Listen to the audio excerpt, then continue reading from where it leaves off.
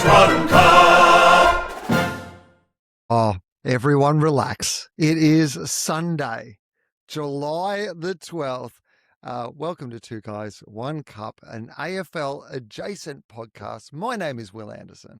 And my name is Charlie Clausen. And is this the Easter Monday game? For he has risen. Welcome back. Wow. Yeah, what a long... I'm back, baby. There's two layoffs that I'd been most anticipating a return. One was Max King. The other one was you. Max, still a little way off from what I understand.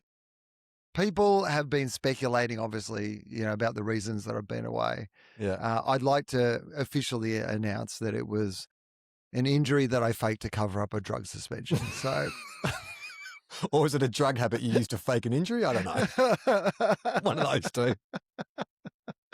Yes. Look, well, thank you, firstly, Charlie, for Yeah. the incredible work that you have been doing, holding fort, going on without me. I've not Been I've holding been on the long term, holding the Darcy fort. the long term injury list that I have been on for the majority of this season, and you've week after week fronted up with different guests, all excellent. Have absolutely loved everything that you've done, like hearing all those different voices and their perspectives on the AFL. And I've been listening to you. I've been listening to Fireball on Mondays and Fridays. I've been catching up with Crunch Time AFL on a Saturday on SEN. I've been listening to a little bit of the Rub and stuff like that. But here's what I have not been doing, Charlie. Yeah. Watching football. Great. I have not watched any football. Like, as you know, this has been a tough and challenging year in so many different ways for me. And the weird thing is that, like, bit by bit, that I've had to reintroduce things back into my life. So some of them were immediate things I had to do. I had to do the comedy festival. I had growing commitments. Like, there were some things that I had to do. You were so generous that you were like, oh, well, I can handle, take some of the load off you during this period and do some of it myself. It was incredible. And genuinely, I know this is not the way we start our comedy adjacent podcast, but I'm genuinely so thankful and grateful, and I know the audience are so grateful that you continue doing this show without.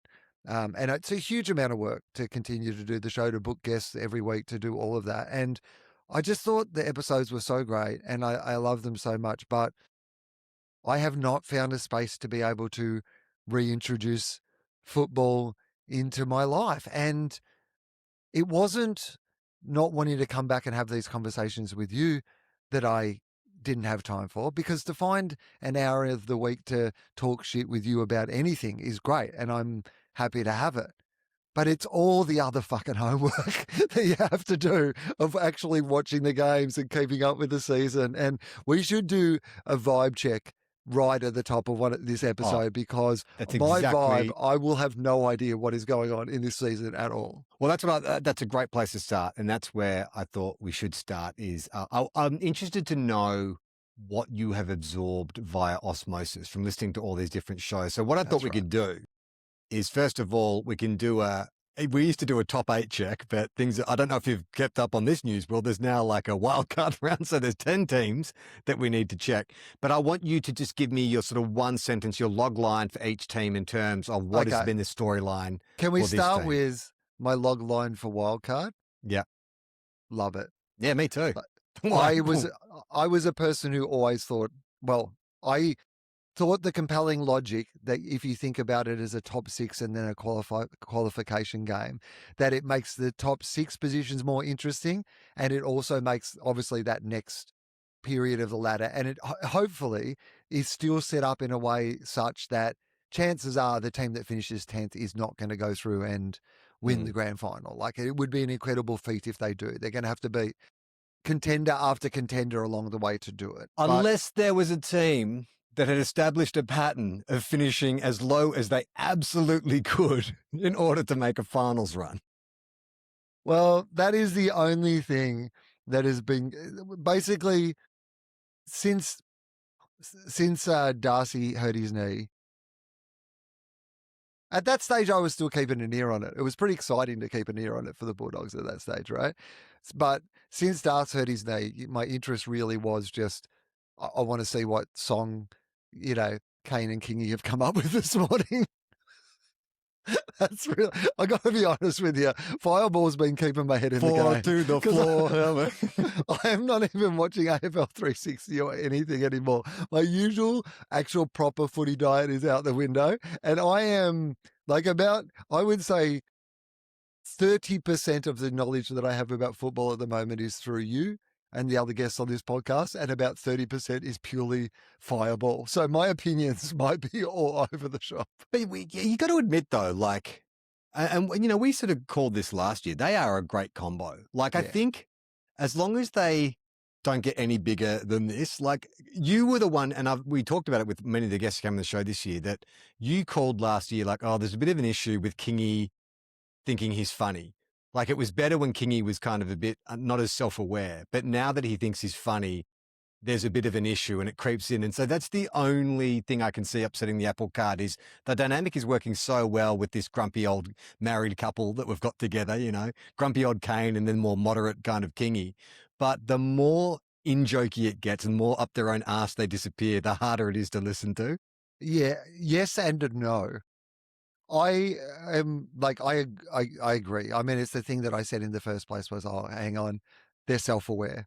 They know they're funny now. How is this going to change things? And it absolutely has changed things, but I think I'm here for it. Firstly, I love that Kingy is like David Brent. Like, he is the David Brent of the Australian football media in that he has this like relentless, like self-confidence in his own sense of humor. Yeah. And yet, like, fair to say, doesn't always land exactly, and yet impervious to really there being any criticism around it.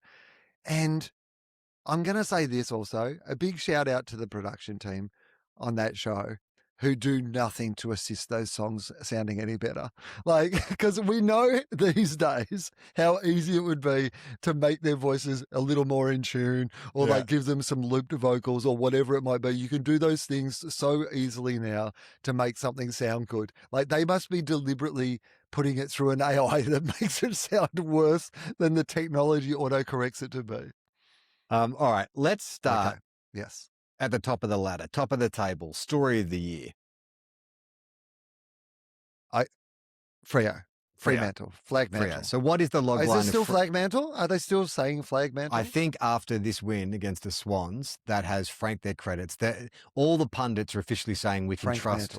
I mean, it is the most Fremantle game for them to establish or frank their premiership credentials, to have not kicked a goal in the first half and then to kick 100 points in the second half. Like, that's such it's such an old school callback to flaky Freo.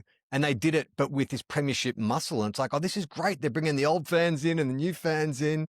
Yeah, it's a combination. It's first half, it's flaky Freo, and then second half, it's Frankie Freo. So Frankie Freo. So I have been following this from the sidelines. Well, I think the whole competition had been sleeping on it, but the good news was that I had one podcast that I could turn to, Two Guys, One Cup, an AFL adjacent podcast where Charlie Clausen at the start of the season had decided that if it wasn't going to be St Kilda, it was going to be the St Kilda of the West, the Fremantle Dockers. And so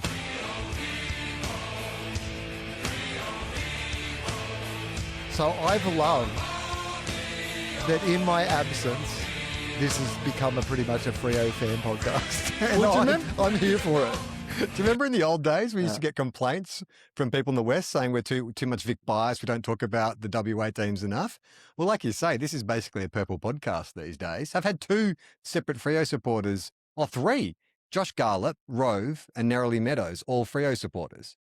Yeah, I mean the Freo, as we like to call them. And well, here's what I will say to you, honestly, which is, like, a lot of people who might only listen to this podcast, Two Guys, One Cup, and not the other podcasts in our feed, might not be aware that Charlie had to revoice his entire side of the conversation of the Rove podcast that people heard on this field, which is just incredible. But this is the lengths you will go to be part of. Like, in the same way as this podcast has a habit occasionally of, just like latching onto a theme that just ends up being like one of the major themes of the entire season. And it's not because we have any particular advanced radar or anything like that to understand. It's literally just that luck or serendipity or whatever it might be. But you have been banging if Bond wins the Brownlow and Freo win the premiership, I'm leaving the podcast to you.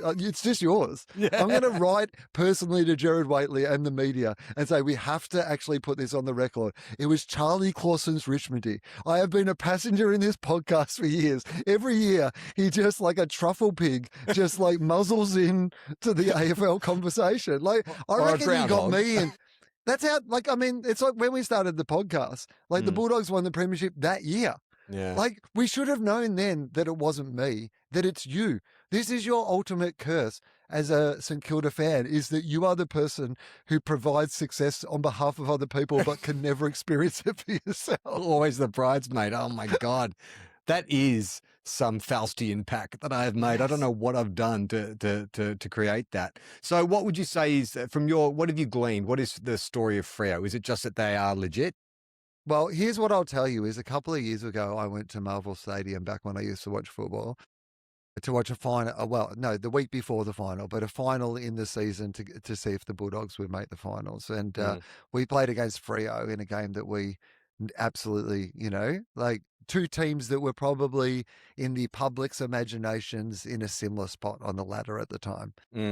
And that night, they fucking embarrassed us. Like that tall forward line was relentless. And as soon as they got any momentum, they were just so quick and they were so tall and they could just like kick them from anywhere. And they were just like far. And then and now they have like Bolton and all these guys who are like, and then like Alex Pearce just being a hero. And Reed. And then, yes, well, but the thing you never doubted about Freo was their backline. For years, they'd had a pretty good backline with Ryan Pearce and Cox. Cox and like those, like that. You were like, okay, we've got that. And they had that kind of what we considered to be a plodding, a high accumulation, but no speed midfield. And they've still got those guys who can get 40 possessions like Sarong and Brayshaw and those sort of guys. But now they've got like Reed and, Bolton and all these just super fast guys as well. Yeah. And also the unicorn. And their coach is on I believe, a day-to-day contract or something. Yeah, I think he gets paid in cash at the end of the week. Day. There's At an the end envelope. of each day, they hand him a check, a big giant check in the rooms after each win. Like it is. By the way, this is one of those things that I have, like when you aren't, not that we're ever involved in the footy conversation, but there's been years when I've been working in commercial radio or whatever, where you do feel a lot, when you go out into the outside and just are viewing it from that one step back. God, people say some dumb things like all this conversation around Longmuir's contract about like how they have to like blow it all up and change it and sign him for 5 years and whatever now. But you're like, wouldn't you just go, hey, this thing that we tried a couple of years ago seems to be working so well. Like maybe the conversation should be, is there other clubs who should investigate how this is working and what it is and what the benefits of something like this is? Because he seems fine with it. And no one can get their heads around the idea that they might just actually be doing something that he's fine with. It's the same conversation around Josh Fraser, which is like clearly probably should appoint him as coach, but they can't do it. I mean, Carlton are in a beautiful situation where it's like they've been burnt in this exact scenario before. So even though this guy might be a much better coach than David Teague ever was, they can't do it. they can't just appoint him. I mean, I think this is what he should do. He should actually say, I'm willing to coach week to week. Renew my contract weekly. I have that sort of confidence in myself. Once a week, you just hand me an envelope full of cash. It'll feel good at Carlton to get back to the old ways. They're used to that. They're like, brown paper bag? Sure. We've got a locker full. We've actually, this is good news because we have thousands of brown paper bags that we haven't been able to use for years. Do you want a car dealership in Carlton? We'll get you one of those as well. All right. Second on the ladder. Who sits second? Don't know is my actual answer. I'm going to say maybe Sydney. You are correct. Game and a half clear of the third place team. So what would you say has been Sydney's story this year? They made us look bad a couple of weeks ago. I know that. Made a few teams look bad. they, honestly, I'm surprised they're second. If like from the outside, not paying that much attention.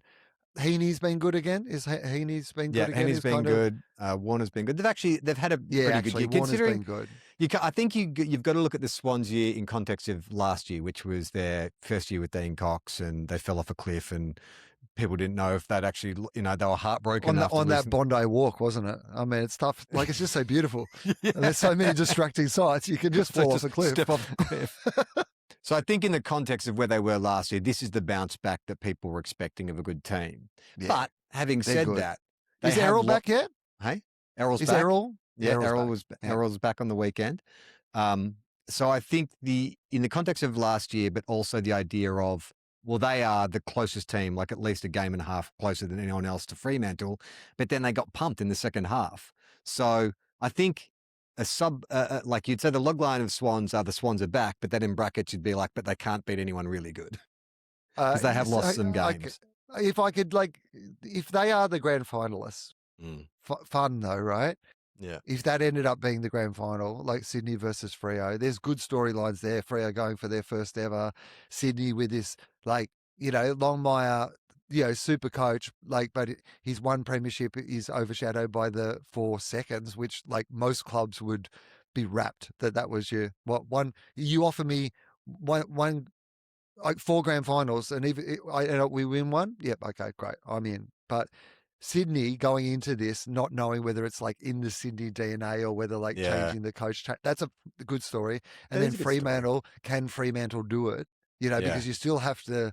Well, let's be honest, the team that went through on the top of the ladder last year, Adelaide, got bundled out of the final in straight sets. So there is that's a good narrative and a good storyline. Well, I think that is, totally. And that's a big knock on the Dockers if they do make it to the grand final or even the final series, is that the Swans, the Hawks, the Lions, even the D's, you would say, are all pretty experienced finals campaigners, where Freo, they went out in straight sets last year, I think, or at least they went out to Gold Coast at home.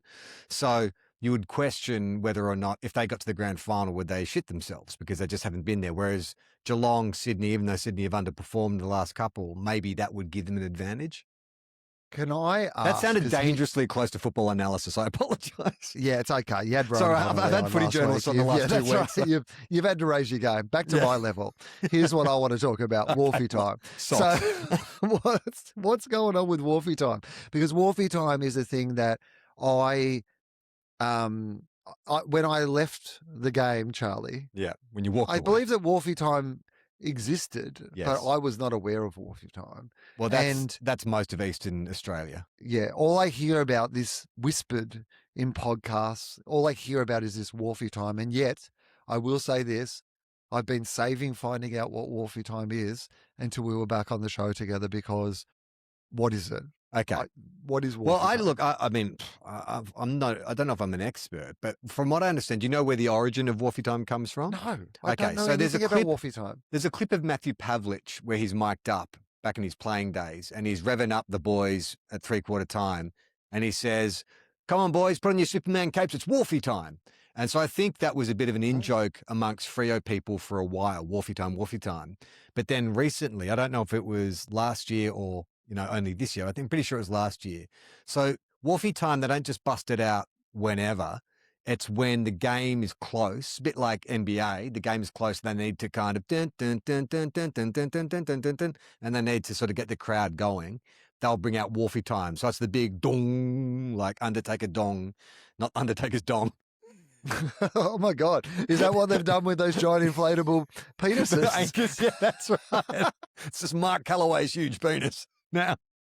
So but Optus Stadium is that is probably the best stadium in Australia for a light show, in terms of they'll drop the lights, they put up the purple neons and stuff, and there's real atmosphere behind it. Yeah, man. I went to see Ed Sheeran there when I was in Perth earlier in the year, and just because I wanted to see the stadium, and it is very impressive. Yeah, it's an amazing stadium. So I think that Freo have been so good this year, they haven't actually had to bust out Wharfie time too many times. I think the Hawthorn So game. they don't even do Wolfie time every week. No. So that's the thing, right? So even against the Swans. So I assumed that you used it, like you got one Wolfie time per game and you just used it. They use it it makes it extra special. They only bust out Wolfie time when scores are close, when they need the crowd to give the players a bit of an extra edge. Yeah, okay. Yeah. So I think it feels a bit like bullying to get Wolfie time out when you're 100 points in front in the final quarter. Yeah, that's right. Like, That's not how they do it down at the Docks. Guys, we're playing Essendon. So what we'll do is we'll sing the national anthem, then we'll do Wolfie time. We'll just get it out while it's still close, you know? All right, who's third on the ladder? Hang on, one more question on Wolfie time before we move on from Wolfie time, which is, I assume it's only for home games, right? Yes, like it's a home activation. Yeah. You can't. Yes, you can't take it to a grand final. Oh no, I don't think. No, I mean that would be. It'd be great if both teams in the grand final could get permission for one rev up. If they play the Dogs could get woofy time. And they just play who let the dogs out. Bevo's arranged 3 of the 8 Baha men to be here on the grand final day to perform live. He's actually written a song with them. Yeah, get in the kennels, boys. It's woofy time. Actually, Bevo's written a song with the Baha man that answers the question of actually who did let the dogs out. It was posed in the original song, but Bevo answers it in his response song.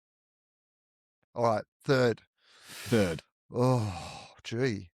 Could it be Melbourne? Was that an outrageous thing to say? Not outrageous, but they're Melbourne are half a game off third. Okay.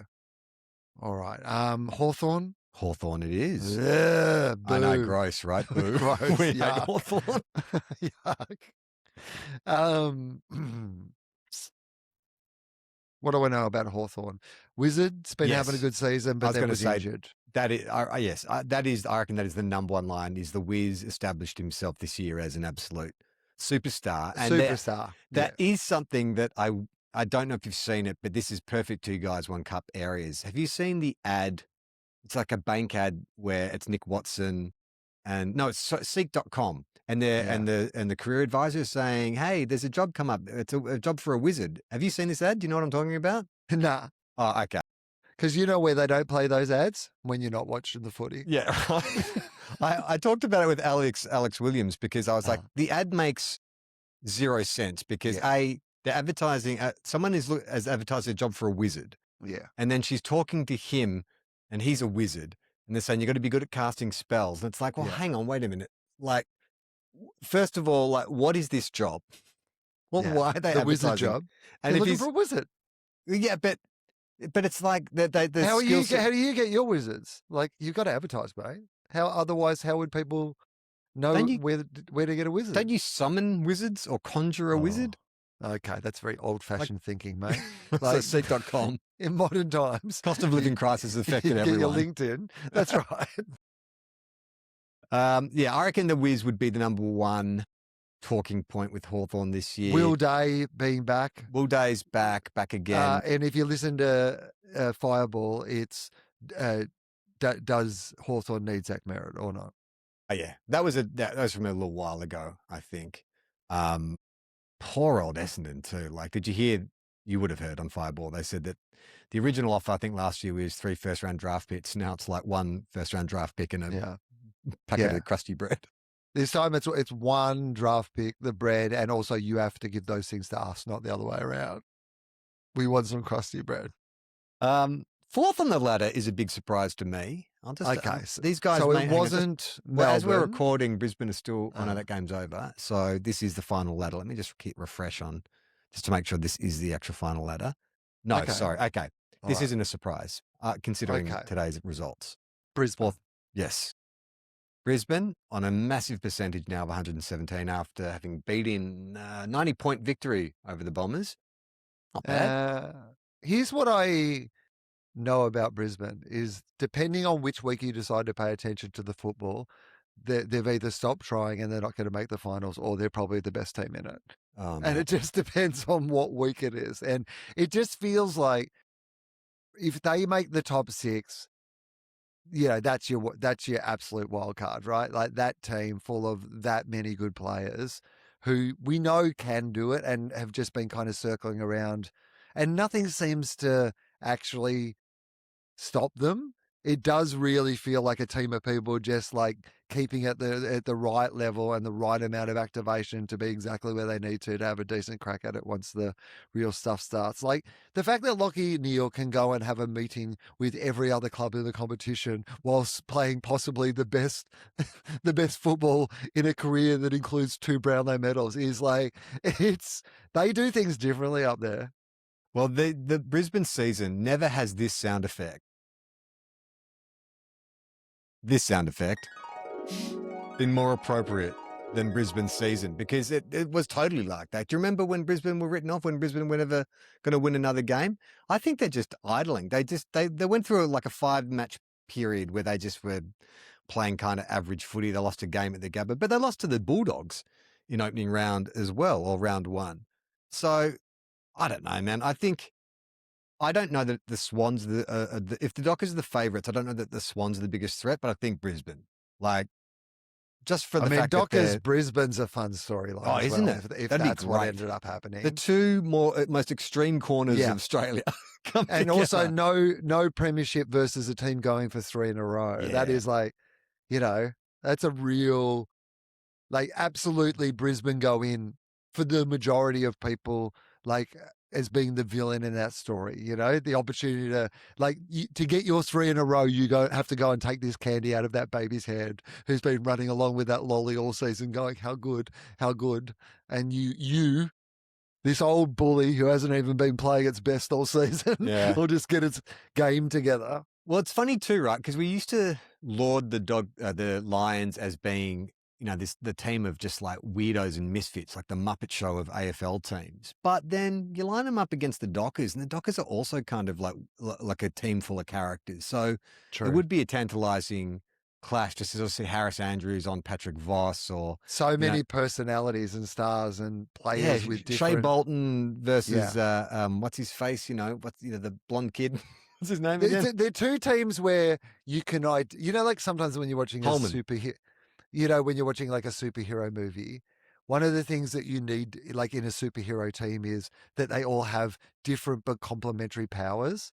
And you want, so if you've already got a guy who can punch things hard and fly around, you don't need another one of those. You need someone who's got like some other set of skills. And both of these teams seem to have both in personality types that you can have everything from a Harris Andrews to a Dane Zorko alongside each other in the one team. And it feels a bit the same with Fremantle as well. They've got that. And then, we didn't even talk about Luke Jackson. You can't, that's what you hear about. No, we did. I mentioned the unicorn. Is that definitely that he's the cherry on top. That's to me, that's the one where I'm like, oh, that's the other Freo thing that I keep hearing is Luke Jackson and just how good he is. And can he win the Brownlow? Him and Max Gawn, it's just the two, by far and away the best ruckmen in the competition. On Alex Pearce too, I know we mentioned him earlier, but there was a moment in the match, and it was one of many, but he did this incredibly courageous running back with the flight of the ball and took a mark in the last quarter. It was just one of those, captain statement moments, and it was amazing.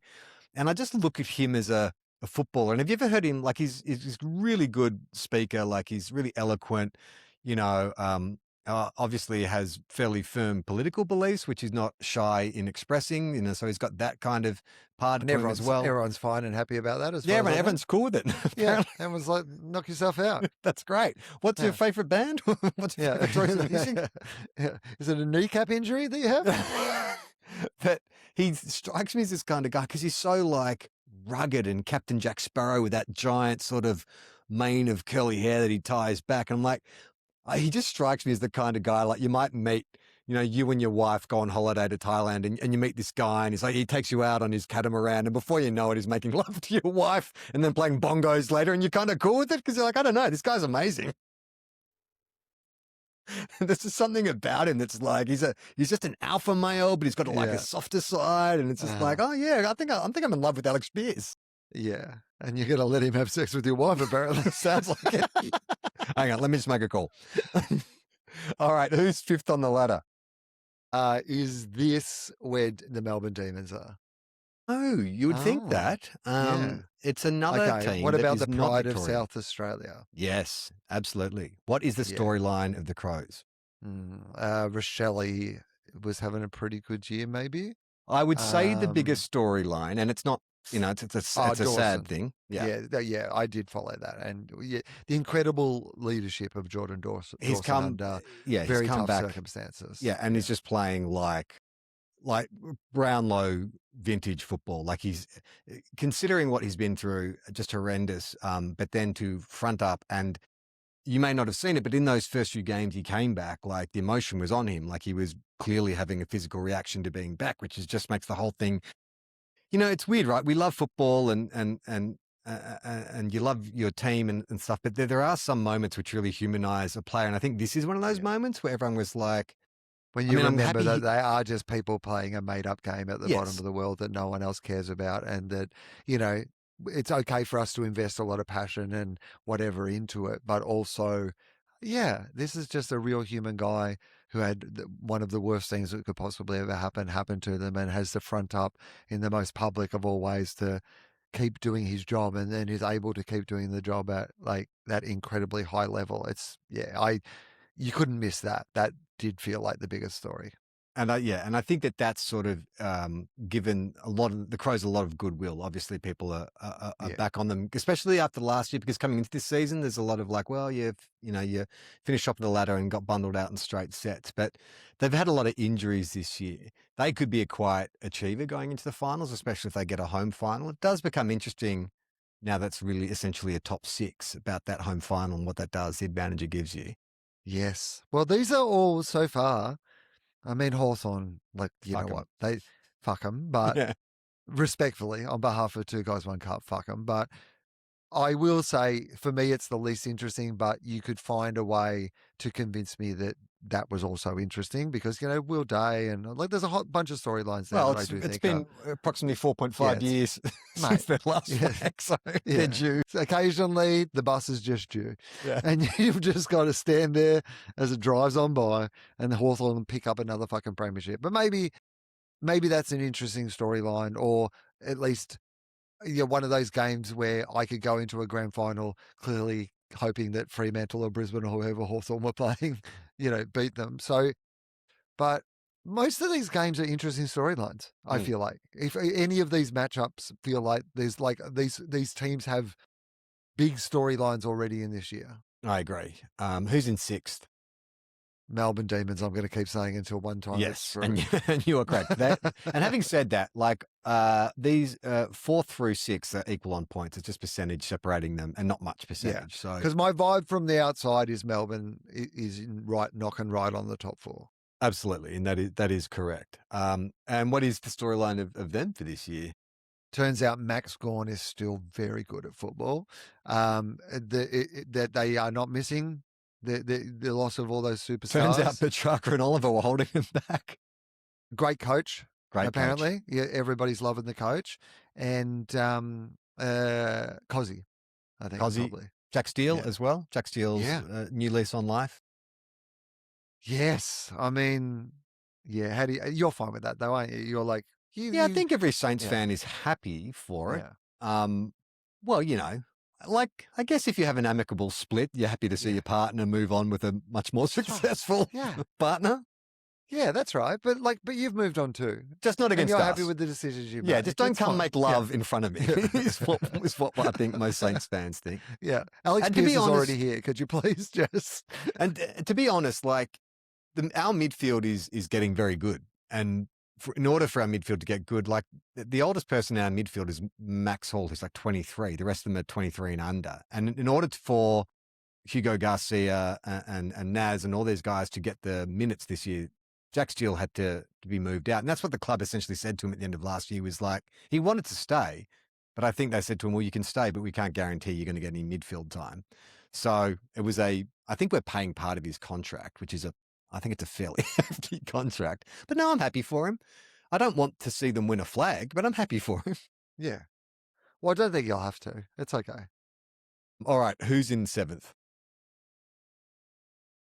Geelong? We haven't said Geelong yet. Geelong's got to be in here somewhere, surely. They are not. Oh. Geelong are not in the 8. No. Not that it matters anymore, I suppose. But but I gave away that. Well, yes, you did, I guess. But okay, well, who is then in 7th 7th place on the Yep. ladder. Yeah. Phew, 7th heaven. okay. 7th on the ladder Yeah. in the AFL season. Yeah. Phew. Yeah. Okay, no, you're going to have to give me a clue. I've got no idea. Well, you should really know who's in 7th. It's not the Bulldogs. It's the Bulldogs. Wait, The we had Bulldogs are 7th. one game out of the top 4. What are you talking about? Sorry, That can't a be game right. and a half outside of the top Yeah. 4, which is not What? much. I know. I saw that as well. I was like, hang on, the Bulldogs can't be. Bulldogs can't be in 7th. You can are they? like up until Melbourne's beating Richmond today. You were on the same amount of wins as the D's. You've only won one less game than the Demons. Yet, if you'd asked me before this podcast, I would have said the Bulldogs have had a much worse season than the Demons. But it turns out they've won one more game than you. That's not terrible. I mean, The Bulldogs. All right. I'll give you my impression of the yeah, Bulldogs. please Because do. if you've been listening to the podcast, you know I was all over them at the start of the year. I was so Yeah. They won 3 in a row. They beat I mean, Brisbane they at the did start Gabba. strong. Start Yeah. strong. Bont was fucking on fire, and then Darcy goes down, and it all fell to shit. And I'd kind of lost interest. But also in them. because of the back line was holding on by a thread, and we only have one ruckman, and both of those things, like also there was injuries to the back line and also to Tim English in the ruck. So it was, of all the pressure points that we have as a football team, most of them went wrong. And I think the general vibe, even in my like WhatsApp group, the Bulldogs one that I never contribute to, but like watching on and like you, even like around you're, the like club. you're Bruce Willis in The Sixth Sense. You're just like hovering in the background, like invisibly. My football watching career is dead, people. So it's been dead the whole time of this season.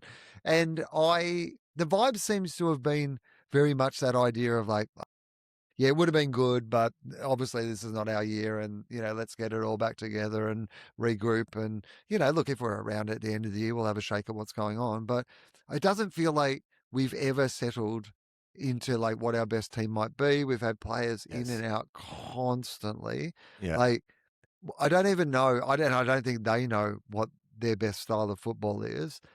And you've also feels had a like, couple of players just go off the boil massively. Like Josh, Yes. what's happened to Fraser? Like he was mini Bont, and now it's like he's played a couple of good games that I've seen this year, but then most of the time he just looks completely lost. Yeah, and Riley West was in the twos. And Yeah. I mean, there's been just players in and out, which is a bit of a Bevo thing anyway, but it just feels like this season more than any. And yet, despite all that, He's you're hanging telling in me there. right now on this podcast that we're in 7th and we're still a chance, apparently. They're those bottom boys. In the 10 years that we've been Yeah. doing this podcast, I would say if we talked about the Bulldogs at this time of the year, more likely than not, they're sitting round about 7th. So the Bulldogs are remarkably consistent. I mean, in the old days of the 8, I'd be wrapped with 7th. Yeah. That feels like a good position for us. In these new days of the 10, 7th feels like worse. It is. The 6 is working, I think. It does feel less secure to be in 7th than it did previously. Yeah. Well, it's only, so what do they say? Yeah, game and a half off 4th, but then you're one game, well, yeah, half a game clear of the next team and then a full game clear of 9th and 10th. Who is that 8th team? All right. So it's not Geelong. Oh, so what is the Bulldog story of the year? We didn't really get that. It's confusing because there isn't really a confusing. story. Started really well, massive injuries, fell in an absolute hole. Darcy's knee. Can't win it without Darcy's Darcy. knee. That would be the story of the year, I guess. Yeah. I But think that's so. weird because you didn't have Darcy for a long time before he was drafted and you were thereabouts. How come you need Sam Darcy to win the flag now? Well, we didn't make the finals last year, so That's true. Apparently, you're going to win the grand final with Sam Darcy. Isn't there another Darcy coming along too? Don't you have another one on the way? yeah. All right. I'm just going to get my soapbox for a bit. Having watched the Brisbane Lions with their 2 Ashcrofts and then watched the Pies on Friday with their 2 Dacosses, if you're getting 2 Darcys, I think the AFL has to step in. You cannot have 2 brothers playing at the same club. It's just not fair. I know there's always a good brother and a slightly worse brother, but I think having 2 brothers playing in the same team is greedy and the AFL should just break up the monopoly. I think, I'd even go a step further than that. I think there should be only one brother allowed to play AFL, and there should be a game in which we decide which of the brothers. Like you can up until the point of the AFL, but once then there'll be a trial of some kind, and we'll choose which brother gets to play. Yes, we do a reality show in the preseason. Which brother or brother were out there? We'll call it. And you can be on the brother bench. You can keep like fit and whatever. If your brother gets injured, you can play. Oh yeah, Max King's just sitting there staring daggers at Ben. Fuck you. All right, who's in eighth? No idea. Would it surprise me? No, they're a thereabouts team. A team of former glory that are thereabouts. It's very old team. Glory. There's two very old teams in the 10. Collingwood, the Pies, who I see again. Like if you just did the pub test on me, I'd be like, "Oh, the Pies are feels high for them." Yes, I feel like they've had a shit season, but I guess they haven't because they're in 8th position with a team of geriatrics. Like they are so old when you see them, like Seal Sidebottom and Scott Pendlebury and Tim Membry and Jordan DeGoey. Like they're all these really old guys, and they're still running around getting it done. Yeah, and they're trying to recruit more old guys, aren't they? Isn't Lockie Neal going to go there? Yeah, Lockie Neal be the young buck. Yeah, we need to get some youth in. Let's recruit 33-year-old. You know what will make Pendles feel good? We'll introduce a young old guy. Young old guy. I mean, I guess the big story for them this year would have been Pendles breaking the game's record. Were you aware of that? Massive. Did you catch? Yeah, I mean, I've always followed. I mean, look, you know, all of us have followed Scott Pendlebury's career, but we were born in the same place. I was born in Sale, where he's from, and so he was the best footballer, obviously, to come out of the area where I'm from. Does that mean he played for the Kangaroos then? No, that was Hayfield. So, like, Sale are actually the Magpies. Okay. Oh, really? So he may never have played destined. in anything but black and white stripes for his entire life. But they would play. So Sale would play both in that. They had a team that would play in the North Gippsland League, but they also had a Latrobe Valley League, which was the higher kind of. And that standard. was Sale would play in that with like Traralgon and Moe and whatever. And they've brought. There's been a lot of good footballers come out of there, but like Scott Pendlebury is obviously clearly. I mean, he's now because he doesn't really. I mean, he could play again, right? Like he can play another season if he wants to, right? I guess so. I mean, like, from what I understand about him, like he's an ultra professional. You know, like watches what he eats and trains really well, and so he probably could eke out. But they seem to think he's a coach in waiting, or maybe a player coach. So maybe.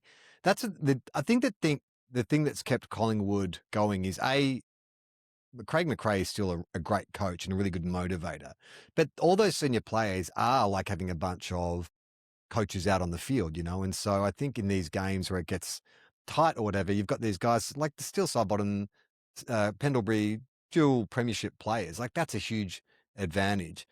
Also, another fact about Scott Pendlebury, I didn't know this. He has a basketball background. What are you talking about? I know, it's crazy. In like on his Zoom 430 calls? games. Finally, it's the first time I'd heard of it. Really? And do you think that has in some way helped him in his football career? And people. Well, I'm not draw sure if you parallels see between- him when he plays, but I might be the first person to observe this. But it's like time stands still when he holds the ball. He seems to have all the time in the world. Can I ask this question? And I'm sincere about this, which is, I know that it is mentioned all the time that Scott Pendlebury has a basketball background, but do you think the amount that it's mentioned with a wink now outweighs Yes. the amount that anyone ever actually says it? Like most of the time when people are like, oh, and you know he's got a basketball background, Yes. the people who are telling you are making fun of the people who used to do that. But now I think it's mostly just people making It's fun ironic. of it. Yes, it's 100% that. Yeah. So I guess the story of their year, that would be Pendles. Who's Yes. tucked into 9th? North Melbourne? No. Yeah, all right. That was a wild swing, but I just, I had some hope. GWS. No. I'd say Geelong. it's I said a similar Geelong. team to the Pies in terms of their age profile. Geelong. No, yeah. Geelong, who have lost 5 of their last 6 games.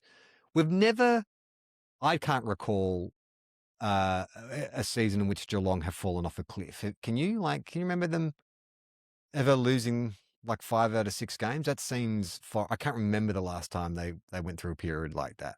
This could be real, is what I'm saying. I have been wanting to say Geelong as my answer since I think we're about fifth on the ladder. So this has come as a massive surprise to me.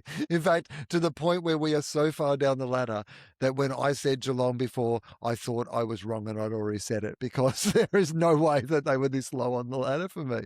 But then you talked about Bevo's bottom boys being the sort of team that could win it from 10th place. But I would not put it beyond Chris Scott to be like, I've been in this game for a very long time. What is it that is interesting to me?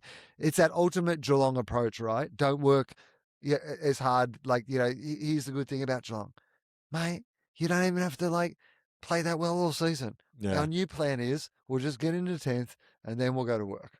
Well, I think that's a very Geelong approach in past seasons, right? They're very good at managing their older players and giving them time off and stuff. Although I think what's happening now is maybe bigger. So I'm not sure if you saw the game in the weekend, but they were 39 points up on the Giants in the third quarter and lost. But not only that, Jeremy Cameron, broken collarbone to go with his broken arm, which looks like it hasn't quite healed from last year. Tanner Bruin went to hospital and there's one other injury as well. So they've 3 massive injuries. Okay. But I kind of agree with you that the Cats, because they have such a culture of winning, and this could be another one of those false dawns, like Brisbane lose 5 games and we're all like, oh, they're no good. Maybe Geelong they're just holding fire and they're going to, but I don't know. Like Jeremy Cameron. That is bad injuries at the wrong time of the season. Wrong time of the year. And a broken collarbone is at least 6 weeks. And on top of that, he was in bad form prior to breaking his collarbone. So I don't know. I mean, it makes it hard for Geelong from here, I think. But I don't want to write them off just because I think that when we used to do our preseason previews, I think I tipped Geelong not to make finals for the first 5 or 6 years, and I just gave up because they kept making... And then you just learn a lesson, and you're like, you know what? I'm just never I'll believe it when I see it. Yeah. I will be at the funeral, and I will speak. I'll speak over the grave. I don't care. I'll put some dirt in there. I just need to see it before I believe it. I don't even know what the storyline is. What would have you gleaned anything, you think, through osmosis? I mean, I do think it has been that the aging champions, do they have one more left in them, or has it come that time where like Dangerfield and Cameron and those sort of guys, it is beyond them? And it's been a bit of a mixed bag in knowing. And some of the off-field stuff, Stengel not coming back, that's kind of seeped through. But nothing else much, really. Yeah, they've actually been kind of under the radar a bit this year. I saw Catman, the cat fan, the guy who paints himself like a cat. You know the guy I'm talking about? You know who Catman is? Catman? Are you talking about Catman? Catman. Catman. He does the full face paint and wears like the blue and white sort of dreadlock wig and dresses like a cat. Dresses like a cat. And but he's a man. He posted a video after Brisbane beat them at GMHBA last week, and he posted a very angry video saying how the Cats didn't really, the Lions didn't win, the Cats lost. The Lions aren't that good, and he's so angry he's going to go home and eat cat food. And I wasn't sure if he was joking. A guy who paints his face like a cat and dresses like a cat, if he tells you he's going to go home and eat cat food, you believe that, man. I would like to see Hughesy lean in a bit more to this sort of stuff in his videos. What, eating cat food? At the end, just going and if Elbow doesn't fix it, I'm going to eat some cat food. Now, I forgot to play this before, but I did want to bring this up. You mentioned you've been a big fan of Fireball. Were you listening to Fireball on Friday when Kano and Kingy were talking about the taunting rule and how much they dislike it?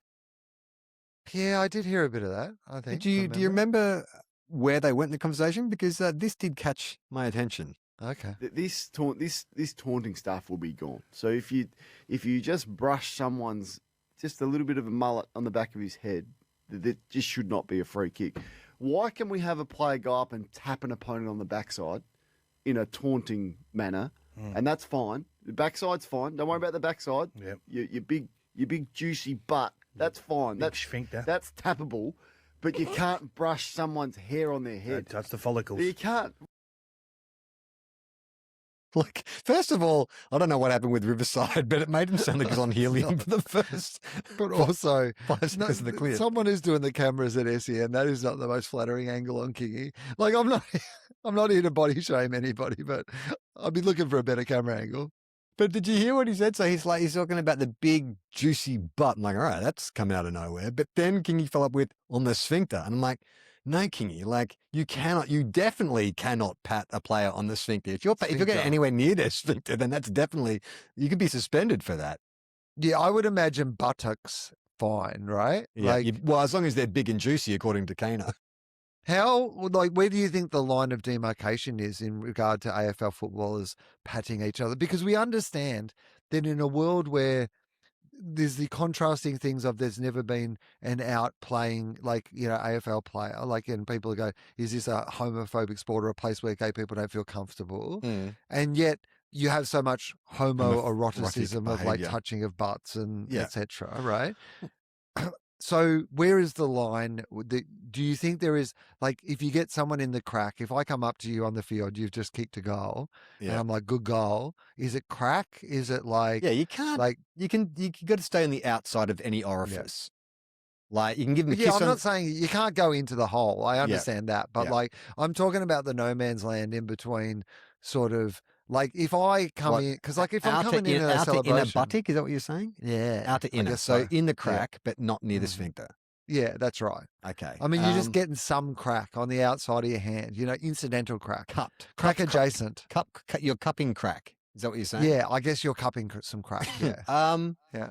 Well, look, I think what Kano missed in that whole debate was he's like, oh, you can tap someone on the butt, but you can't touch them on the head. I think the AFL saying if you are taunting someone, you can't touch them anywhere. I think if you're taunting someone, you can't touch them on the butt either. Yeah, that's exactly. But you can touch someone on the head if you're saying good goal, mate, well done. But I don't know. I think you've got to up to the player. Wouldn't Richmond get in trouble years ago because Marvio Chol was getting groped in the team song or something like that? Would be. Yeah, I think that keep your hands to yourself, really. Don't make anybody feel uncomfortable. Yeah. But I've got to be honest with you. If the taunting was associated with some consensual body contact, for example, you're like, mate, I want to deliver some harsh truths about that kick and how you missed that really easy goal. But at the same time, I am going to gently cup your buttock. Well, how about this, right? You can't touch your opponent's buttocks, but if you want to moon your opponent, he misses a goal, you can just drop your pants and give him a full spread. Well, because it's yours butt and your butthole. You're allowed to show it. And if somebody this is good, let's bring in more rules in the AFL. I feel like this is the problem. There's not enough rules. So let's bring in that if somebody misses a goal, you cannot taunt them or touch them, but you can, if you want, at your discretion, brown eye them. Yeah, I think so. You get one per game. Yeah, you can nominate your player. Like Morphy time. Yeah, brown eye time. All right, who's in 10th position? By now I've lost even track of who the teams are in the competition. Give me a clue. A team very close to my heart. St Kilda. The Mighty Saints. Is that right? Are in with a sniff for wild card. Yeah, that's right. Very healthy percentage. After doing away with Port Adelaide on the weekend. What has been the storyline of the Saints this year? Probably pretty easy. Well, at the start, it relates to last year. Yeah, it was. Yeah. Are the players worth the huge amounts that have been paid for them? Basically, is the storyline. And early on, it was mixed results, and it feels like it's getting more moving. Well, Ross seemed to from the outside. Ross seemed to have confidence the whole way through, despite the fact that they didn't seem to be winning games. Yeah, he's doing some double speak there where he's like, we've improved, we're just not getting the wins, and Kane had a field day with that. But I understand what he's saying. Statistically, we have improved in terms of we've kicked over 100 points 6 or 7 times this year, which we did it once last year. And our midfield's definitely improved. We're still a work in progress. Most Saints fans, I think, were kind of hopeful of a top 8 finish this year, but it became apparent that we're down. We're what do you call it? Flat track bullies. We can beat up teams. Top 10 is a top 8 now, though. Yeah, if you're in 10th, that's top 8. Yeah, pretty much. But if we don't make that, then I think the season will be considered a bit of a disaster. But of all the recruits, Jack Silvani has been awesome. He's such a. I mean, I've never really paid that much attention to him or watched a lot of his games, but he's a really good footballer. And I think this is the first season in like 7 seasons where he hasn't been injured for a significant portion. At Carlton, he could never get his body right, but he's played, I think, every game this year, forming a duo with Cal Wilkie, who almost went to the Bulldogs at the end of last year. Apparently got a very nice cash offer. The Saints had to dig into that Naz money and throw a bit Cal's way. So I think, yeah, that the story this year has St Kilda's spending spree, even though we've spent the same amount of every other team because there's a bloody cap, but yes, we've gone out and supermarket sweeped it. Has that money made any difference? If we finish 12th again, then people will be like, well, they've spent all that money for no reason. But I think that you've got to look at the more granular improvements of us. We haven't had a proper midfield in 10 years, and it looks like we're getting one. Yeah, I mean, I think it was always a media misframing of what the Saints did at the end of last season. The Saints had the money that they needed to spend, and they decided that the best way to spend it was in the way that they spent it, right? But they didn't do anything. They didn't do it saying, hey, we believe that we're about to win the premiership, and this is what the... I mean, literally, they didn't even... One of them... We've been acting like they've spent all this money recruiting Naz. Yeah. Like he was their player. He just got a pay rise. Yeah, Do you know what I mean? Like it wasn't like they added, like if the Saints had added to your team like De Koning and Silvani and Naz, but all you did was not lose Naz. Yeah, you already had his Naz. pay. That doesn't even count as like an improvement. You know what I mean? Yeah. Like so, but people were treating it as if that was the case, as if he was like in the same way as you'd treat him as a recruit almost, like in the impact he might have. Yeah. The other two, let's be honest, are just like good players that you... Well, the TDK one is probably because the TDK money. money was the first offer before Naz got good. Like that was at the start of last year, TDK, that offer was on the table and people were like, oh my God, like 1.7 to TDK. But at the time, the recruiting department were like, well, this will be the most amount we'll spend this year. Yeah. Like, that's fine. We can offer. And then Naz becomes like an absolute jet. So they have to go, okay, well, we've got to pay him. It will be interesting to see how we balance the books going forward. Because I think a lot of those contracts will be front loaded and then they'll be getting less next year, which means maybe we can go out. But it is relying on a whole bunch of players being good. Like Collingwood, remember when Collingwood did like 6 or 7 insane contracts for like Jaden Stevenson and Jordan Goey, and then they had to just get Brodie Grundy, then they had to get rid of all those players 3 years later. Like there is a chance that we'll be doing a fire sale. If you want an all-Australian midfielder to come to the Saints, we can do you a real good deal in about 3 years' time. But hopefully not. And Ross, I guess Ross is the other story out of the Saints, which is the perennial story of like people just Hating talking him about Ross. Yeah. Or him having dinner with Lachie Neale last week. And then apparently with no consultation with the Saints media department, because I was listening to Carl Delaney, our COO, doing an interview on SEN, and they asked him about what's going on with Lachie Neale? Are you guys trying to get Lachie Neale? And he's like, oh, yeah, we're into Lachie Neale. And then someone cut in and said, oh, Ross has just done an interview on the boundary line and said, you're not into Neale. He was like, oh, okay, I guess we're not into Lachie Neale. So it's like great communication at the club, guys. Glad to see you're all on the same page. Yeah, all right. All right. Who's in 11th? 11th position? Okay, outside the 10. The worst position to be in at this point, I guess, is North Melbourne? No. An informed team, you'd say? We haven't said GWS. GWS. Yeah. GWS, who are... Okay, what's the story? This is an interesting story. Up for the and season, I down, reckon. all over the place. But Can't why? tell you. Can you remember why? Yes. An insane amount of injuries, like a kind of almost comical level. And it's not just injuries, but it's all their best players. Like you could not have had a worse injury list. Every team gets injuries, but half of them, are probably players who are, maybe 100 gamers, but it's all their absolute superstars have been out with injuries this year. But they're cobbling together a pretty good season. And you've been listening to the show, that a big discussion point this year has been their incredibly poor crowds. Yes. And the fact that football in Western Sydney, the participation numbers are really low. They did a report about 3 months ago where they said, I think it was something like there's 157 people playing AFL in Western Sydney, which is like What's that? Well, that gives you 7 teams or something like that. It's I not think great. they're actually counting when GWS play out there. So in those statistics. And look, I like GWS. I say this every week. I want them to succeed, but it is a concern. Like Alex will often sort of chip in and say, look, you've just got to give them time. And the Swans were given, 20 years in Sydney before they got a proper foothold. I agree with all of that. But they're also bringing in Tassie. And Tassie are getting double the amount of Giants games to their VFL games. And it is a concern. It is a glaring concern. Is it just a world? Because I know they're going to rebrand. Mm. Like they're going to get rid of the 'cause- Greater Western Sydney, I think. GWS. Yeah. Because nobody's ever said Greater No. Western Sydney. No. Controversial, but here's my suggestion. The Sydney Black Swans. So you have the Sydney Swans and you have the Sydney Black Swans.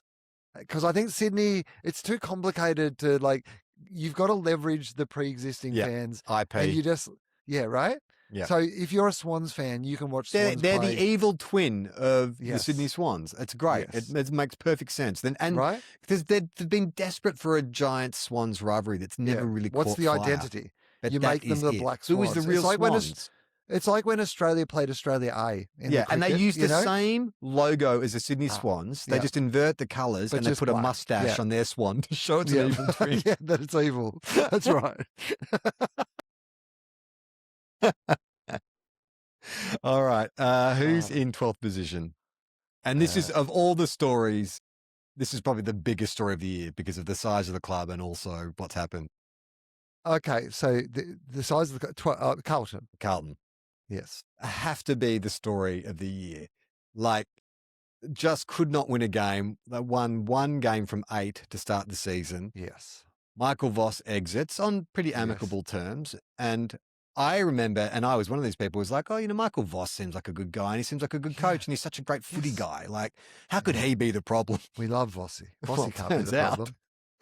It turns out he was the problem. It turns out that Vossi was not the problem. Yeah. We can't say he was the problem, but we can rule out that he was not the problem. They go on a 7-game winning streak to revive their season. They lost this weekend, unfortunately, lost to the Hawks. No shame in that.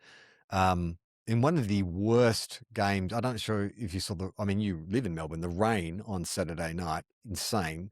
I've never seen the MCG get pockets of water like a suburban ground, but there were literally players running through puddles of water on the MCG. Well, as you know, Charlie, I live about 500 metres from the MCG. So, yes, I was very aware of the weather conditions on Saturday night. All right. Who is in 13th position? I'm just going to keep saying North Melbourne. Yeah, and you're very Okay. wise to do that. North, who lost to Collingwood, that would have put North a game clear in the 10 if they'd won that. They lost by 3 points, which is heartbreaking for the Kangaroo fans. I don't know if the storyline for North this year is different to what it's been. Well, the last couple of years since they've a lot of hope, a lot of Yeah. potential. Are they going to Could be finally great, but come when good? are they going to do it? Yeah. And come on, Clarkson, is it going to?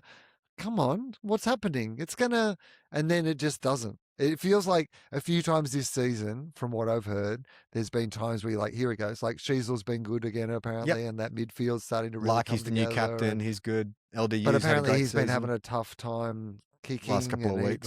Yeah. It just feels, where are North Melbourne at? Like, Looking I for a want new them coach, to- if you ask I me. mean, I've been saying North Melbourne for the last 5 spots on this ladder in the hope that it would actually be North Melbourne.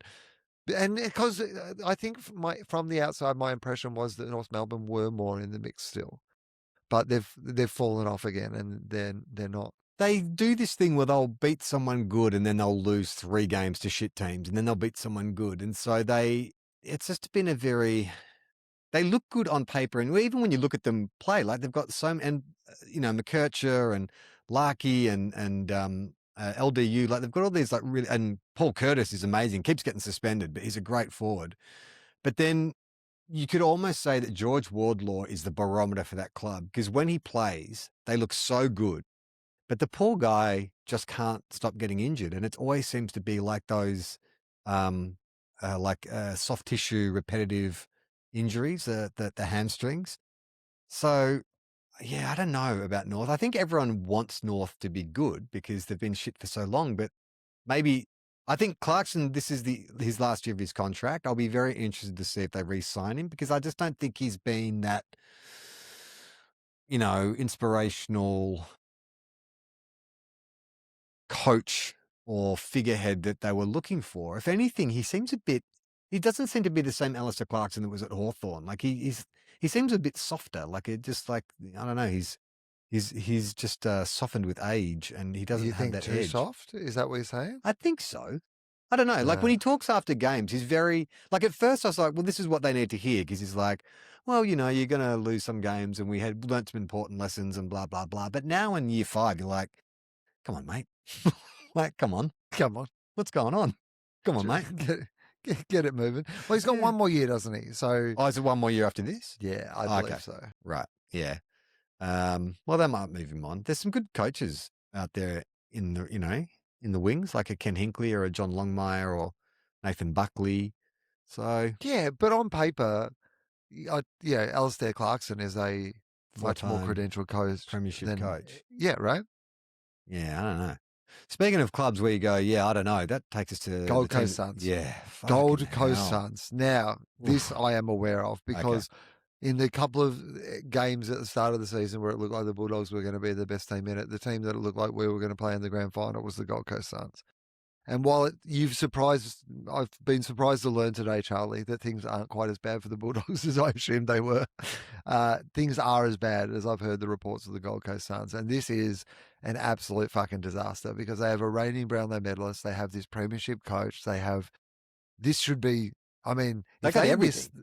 if they miss the 10, all they have to do is get in a fucking 10. If they miss the 10 this year, Yeah. the Gold Coast Suns and then I worry because what does happen then? Do people start to leave? Yes. Because I think if they don't make I think the thing that was holding them all together was the idea that they were on their way to achieve something really great together. So let's all stick around and do it. Whereas now, Conceivably, at the end of this year, they could lose Matt Rowell, Ben King, Zeke Euland, Bailey Humphrey, and I'm missing one. Did I say Matt Rowell? There's a bunch of players who are either out of contract or are being headhunted pretty hard by other clubs. And this is the thing, like Tom Zaru from the footy, like he has no love for the Saints, and I'm okay with that. Like I know a lot of people, and he was giving me shit at the start of this year. And I said to him sort of half jokingly, yeah, well, you watch what happened. And I didn't mean this. I was just trying to get a rise at him. I said, the Suns are going to fall in a heap and all the players are going to leave again. And I feel like I obsession like wishing willowed him and just like created this horrible dilemma where that looks like exactly what's going to happen.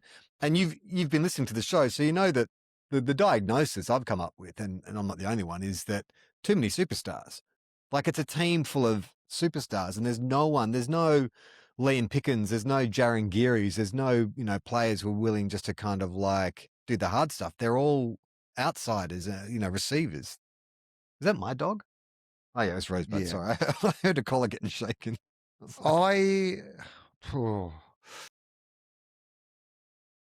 I just don't know what else you could give them. Premiership coach. Because Brownlow that I've always medalist. been one of those people that it's like, I used to think that we should just bulldoze the entire Gold Coast into the ocean. And look, I've been on the record saying that for many years, but I was starting to be one around. Yeah. They're fun we to had watch. the Mad King, Tony Cochrane. We had the idea that like maybe the AFL could do what no sporting code had ever done before, which is like Establish turn a professional schoolies team into a professional business. Yeah. I mean, at this point, Yeah. Stewie Dew has a better coaching record than triple premiership coach Damien Hardwick, and they got rid of Stewie Dew, who I was a big fan of, mainly because he knows who E17 are. I mean, here's what I want to. We've said it before. We'll say it again. You got two choices. I don't think you can succeed up there the way that we ordinarily succeed. We have to turn them. We have to give them an identity, and the identity needs to be Gold Coast, right? Like Hardwick's not the guy. Warwick Kappa's the guy. Yeah. Like you know what I mean? Moving Agro's into the guy. Candyman Mansion. Yes.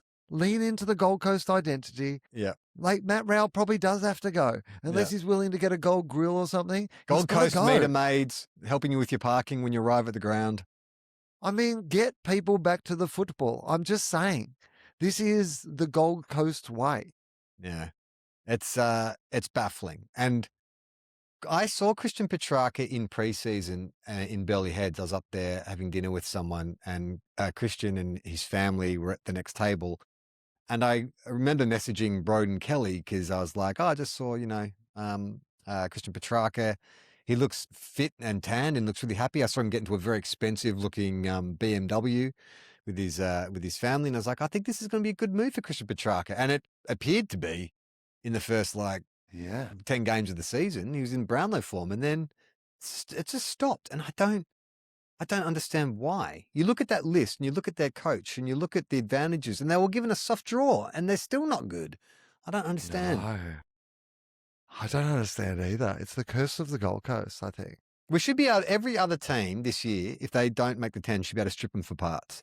Like just a fire sale. Turn up to the Gold Coast at 8 a.m. on a Saturday and first in best dress. Grab a player, grab some training gear, grab some jumpers, some pink jumpers. How about this as a solution? Like, Tasmania gets to pick players out of those two teams. Like, instead of the rest of us losing, the first Tasmanian team should just be, you know what? This is a failed experiment. So let's just strip them for parts.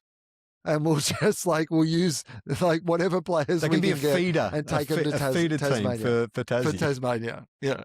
Tassie win 5 premierships in their first 5 seasons. Launch them hard. That's good. All right, who's in 15th position? Get to the dregs Port now. Adelaide. Yes, Port Adelaide, Oh, who okay. I don't think have had a bad season. Now, No. Okay. Season. Zach Butters looks like he's done his ankle, which is really sad. So he probably won't get to have a farewell game for Port. The rumor is, I'm not sure if you've been keeping up on this, he's coming to the Dogs. He's a dog supporter growing up. He's got family. I'm You not don't getting think my so? hopes up. Well, I'm just not getting my hopes up that we have. What do we offer? Because What that's do we what have the to? fucking Dogs need is another midfielder. Jesus Christ. You guys are just all midfielders. Why I can't... do think he's the type. I mean, obviously, any team would think that Zach Butters is the type of player you need, but I do actually think he would be brilliant. I mean, can you imagine Butters and Bontempelli playing alongside each other with Ed Richards and Yeah. and I do think that as Libba comes to the end of his career, you do feel like a Butters style player Inside. at the prime of his career is exactly what the Bulldogs do need. He was good against us. I just too. don't know how we can afford him. I don't know what we can give people. Well, who's retiring at the end of the year? Have you got any big? Well, I don't names? even mean in regard to can we afford to pay him. Although that is part of it, obviously, but I think it's actually more what do we have that we can give up to make a deal That for would him to come and satisfy. play for the Bulldogs? He's a free agent though, isn't he? You don't need to give up. But anything. can't you match? Can't they match? They can match salary, but he still gets. I thought he was a choose. restricted. Oh, is he okay. restricted? I thought so, Oh, but maybe okay. not. Maybe that's not true. I don't think he is because I think he can. Okay. He can just choose to go, and they'll get compensated. So the more money you offer him, the better their compensation. Okay, all right. And so if he wants to go, it might be mutually beneficial for you guys to pay him a big contract and Port Adelaide get a good draft pick. But Well, in that case, I'm back in. Come with the Bulldogs. Welcome to the Bulldogs. What's Port's story? I mean, that is probably the story of the year. Is Zach Butters. But was the playing great until then. Rosie's been out. Yeah. Butters was holding them together. Now Butters is out. Yeah. End. So I reckon the story of Port Adelaide's year is they actually haven't been that bad. They've lost something like half a dozen games by single digits. They've been in a lot of games. They just haven't quite got there. I actually look at that midfield, even without Butters, with Rosie and Horn Francis, Burgoyne's developing. Then they've got Georgiadis up front. They've still got Alir down back and Darcy Jones, Burn Jones, what his name is. I think they're actually not. I don't think they're as far off as everyone's saying there. I think Port Adelaide will be okay in a couple of years, especially when they get Naz. Fuck off! You can't have him. All right, who's in 16th position? Okay, all right. Okay, I'm going to do better working from the other end at this point, I reckon. So Yeah, start of that. Essendon are going to be in last. And the story of that this year is did you ever in your entire life being a Victorian who grew up loving footy, did you ever think you would feel sorry for the Essendon Football Club? Ever? I'm not there yet. But you're maybe not? that's because I haven't been paying attention. Yeah. Okay. I watch a bit of them this year, and I think you'll feel really sorry for them. Yeah, I haven't watched any of them. And Yeah. I They guess are- I feel they sorry are- for the players. I am all in on her coming back, not because I think it's a great idea, almost because I don't think it is a great idea, but I'd love to see it. That's a great storyline. James Hurd comes back to Essendon, even if it doesn't work, I just can't. It's such a tantalizing. That's my version of a will they, won't they, let's get these two characters on a TV show that we like together sort of vibe. I'm just like, you know what? Even if it is the worst idea of all time, I want to see it now. You've got me hooked on the idea that it could happen, and now I want to see what happens. It's such a. They are so bad. Like there've been a few teams in the last 5 or 6 years, like the Eagles a few years ago when they had those injuries, and last year Richmond had those injuries. Where you're like, oh my god, these guys are not AFL standard, and that is Essendon. But I don't think I've seen not just an Essendon team this bad. I don't think I've seen an AFL team this bad since maybe Fitzroy in like '96 or whenever their last year was. Yeah, okay. They're terrible, and it's not necessarily that the players are bad. It's just that they don't know what they're doing. So it's like half the team is, playing man on man. The other team is playing zone, or are they in transition now, or are we going to the corridor? They literally don't know. Like it's like watching an under-18s team, a really bad under-18s team. Okay, so Essendon are in last place. Yeah. That means that who haven't we said so far? So West Coast and who have we? Dun, dun, dun, dun, dun, dun. Bum, bum, bum, bum, bum, bum, bum, bum, bum, bum. Tigers, of Yep. course. Yeah. So Tigers are going to be second to last, and That's then right. West 2 wins. Coast West Yeah. Coast. So Right. the story of the Tigers season is probably they've got all these young guns who are constantly injured. Yeah. So what's going on? Are we Is not- there problems, or is it just that's what happens? Yeah. People I can't haven't really seen as get much of them as they would like to see because most they can't games play. this year, they've been in the game for at least like 2 quarters or 3 quarters, and they do play with spirit. And you're like, oh, okay, so it's hard to work out if Adam Uze is actually a good coach or not, because it's like, well, is he doing the best with what he's got, or would a okay. better coach be getting more out of this, Uh-huh. young enthusiastic group? So I think it's a wait and see with Richmond. But if they have another bad year next year, then he'll be out. He'll be gone. He won't make it. Yeah. Okay. All right. And then Yeah, West Coast. That feels right. Like, I mean, I live in Richmond, and the vibe around here just seems to be we're having a year off. Yeah. And what about the Eagles? I think this is a Not slightly quite different going story. up the ladder as much as they should, but have been playing good football. Yes. Have had some good wins. It feels like we are starting the journey on the way back up. They get a number 1 draft. They've got 2 number 1 draft picks in Dersmer, who came in this year, and obviously Harley Reid. And Harley Reid is now becoming the player we all thought he could. Plus, they've got some really good young players. So I think they'll be fine. I think the Eagles are probably through the worst of it, and I think it'll get better from now on. And if I was a West Coast fan, I'd be like, yeah, okay, I'm all right. This is a good time to be barracking for a rebuilding club, because like you're not expecting to win. So if you go and you'll see a couple of wins, it's like a nice bonus. But the rest of the time, you can just enjoy seeing the young players kind of do a few good things again. Who does Harley Reid date? I don't know. Is Harley Reid's? No, Look it never up. mind. But being this like Oh, you can look it really up. wrong. But I remember reading something about him last year. Like his girlfriend is. Oh, okay. No, hang on. So, all right. This is interesting. This is even more interesting. So, he was dating Dersmer's sister, Oh my God. but is no longer apparently, according to Yeah. the little brief Google I just did then, which may or may not be right because Google is full of lies these days. Yeah. But if you are playing in a team and the other best, what's the politics of that? Do you think? If you're dating somebody's sister and then you break up, is that that's just fine? That's just the way of Think team or is that better first? actually that you've broken up? It's actually easier now. What do you mean easier to play now that you've Well, broken I'm just up? saying, like, is it like how do you think that affects, or does it affect the relationship between those two players, the two young guns, the future of the club, have this interesting intersection where they may have met like through Yeah. his relationship with I his mean, did sister, Ben and then they break Cousins up. ever say to Daniel Kerr, I like your sister Yeah. Sam? And Daniel's like, don't bother. Don't waste your time. Yeah.